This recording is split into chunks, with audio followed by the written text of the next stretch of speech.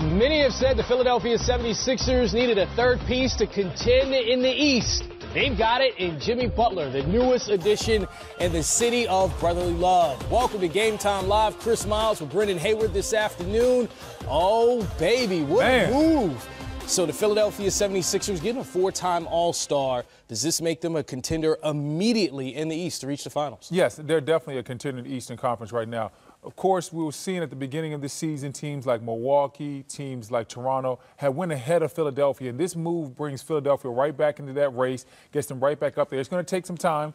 Jimmy Butler, Ben Simmons, and B, they're all got to figure out how to play with each other. And we're seeing how that's working out in Boston, where guys are taking a little bit of time to learn how to play together. But once these guys get it, once they come together, this is a very talented ball club. Now they have 3 stars they can lean on, and I like Philadelphia's chances.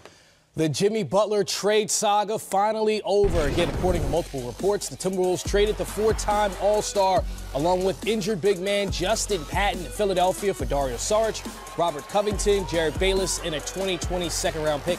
Butler had demanded a trade at the start of training camp, and the Wolves had been working the deal to forward for the last 6 weeks. We now bring in Hall of Famer and Sixers legend Charles Barkley. Charles, we knew Butler was going to be moved. What did you think when you heard he was headed to Philly? Well, I think the Sixers realized, number one, Brendan has some great points. They knew they weren't going to win the way this team was structured right now, so they're going for it right now. I mean, I actually think it's a great trade for both teams. I like Covington and Saric. Bayless is a really good, solid backup. But this is a great trade for the Sixers. They had to do something because they know right now Toronto, Boston, and Milwaukee, all 3 of those teams are ahead of them in the Pantheon in the Eastern Conference. And I think the reason the trade going to work is Ben Simmons. Ben Simmons does not need the ball to make a difference in the game. Now, if you had 3 guys who all needed the ball, it would be a total different scenario. But Ben's such a great player, he can score 10 points and win the game. So now they got a guy who's a great offensive player, a great defensive player. The only thing I worry about with the Sixers is, man, they gave up a lot. I mean, now they got to get some guys. They got to fortify their bench. I know they're waiting on Wilson Chandler. I'm a big Chandler fan, but they gave up a lot. And I think this trade going to be great for both teams in the long run because Minnesota, they had to do something. It was a toxic situation. But I think under the circumstances, this is going to be a great trade for both teams. Charles, I have a question for you. Now, you talk about Ben Simmons scoring without the ball, but a lot of the time we see him thrive actually with the ball. Do you think there's going to be an adjustment period, and how long do you think that adjustment period will be? You being a star yourself, playing on different teams, how long did it take you to get comfortable playing with other stars? Well, I think, that's why I think it's going to be great for them that Ben doesn't need the ball to make he don't have to score. He's content to get a triple-double. I think he's content to get a bunch of rebounds and a bunch of assists. Now, so I think this transition is going to be a lot easier. Because, listen, for right now, number 1 going to be Embiid. Number 2 going to be Butler. Number 3 is going to be Simmons. So I really think this is a great trade for both teams. But, I take my hat off to Elton Brand, man. This is his first move as the new GM. Hey, and that's a pretty good splash, I would say. Yeah, Chuck, you mentioned the other stars on this team as far as Embiid and Simmons. We've heard the 76ers needed that one more player to contend in the East. Do you think Jimmy Butler is the perfect fit? Well, I think they're better than they were 2 hours ago. They were not going to win the way they were structured. They were not going to win. They had to do, but like I say, they knew they had to do something. So I take my hat off to Elton Brand and Coach Brown and those guys. I do worry a little bit about their depth because as you can see right now, Toronto, Boston, and Milwaukee, they're going to be there. They're not going anywhere. But like I say, I think this is a very good trade for the Sixers. They're better than they were 2 hours ago. But now I do worry a little bit about their depth now because they gave up really 2 starters. They got 1 back. But Saric coming off the bench was a really terrific player. So I worry about their depth, but you know what? They had to do something because they were not going to win the way they were structured. Charles, you mentioned that you are worried about their depth. Are you also worried about the future? If Jimmy Butler doesn't re-sign back, where does Philadelphia go from there? Because if there's no Jimmy Butler in the offseason, then you also don't have Sarge, you also don't have Covington, and now you've actually lost a lot. Well, listen, Brendan, you had a great point. If they don't re-sign Butler, they'll be back to, just a good, solid team with two really good players. I think they in a no. They got to do everything possible to sign Jimmy because you're 100% correct.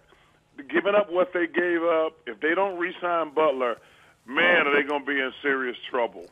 But in fairness, also though, they still going to have a lot of salary cap space if they don't re-sign Butler, because they were in the LeBron. They weren't in it, but they got a max spot where they tried to get LeBron, but it'd probably be best if they re-sign Butler.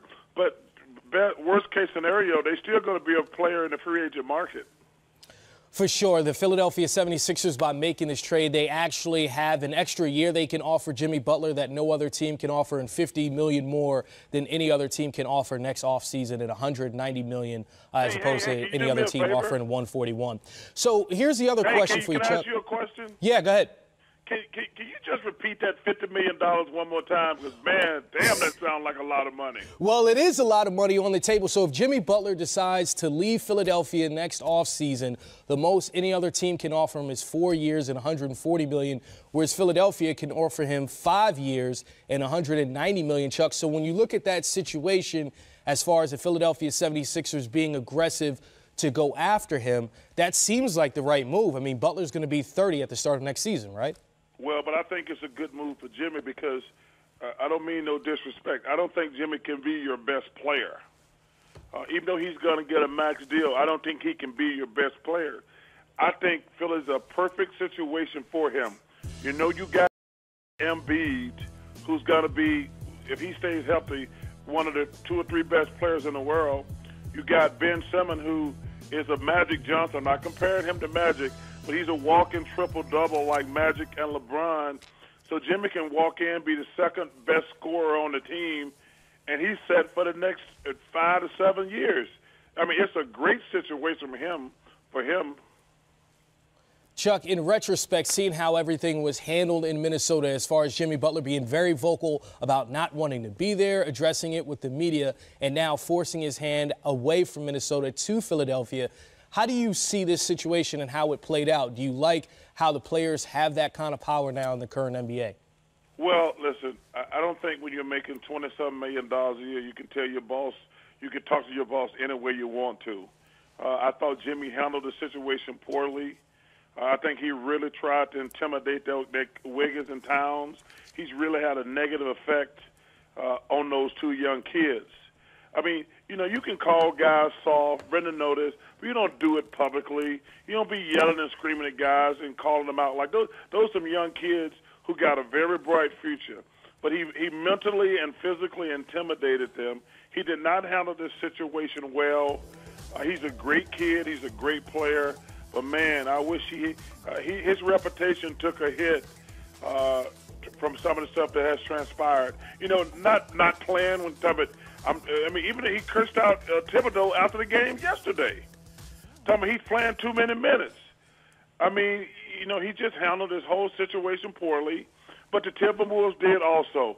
They should have traded him sooner, or they should have never invited him because, it's just been a negative around that team. I thought, hey, listen, if you don't want to play here, just stay at home. And that would have been better.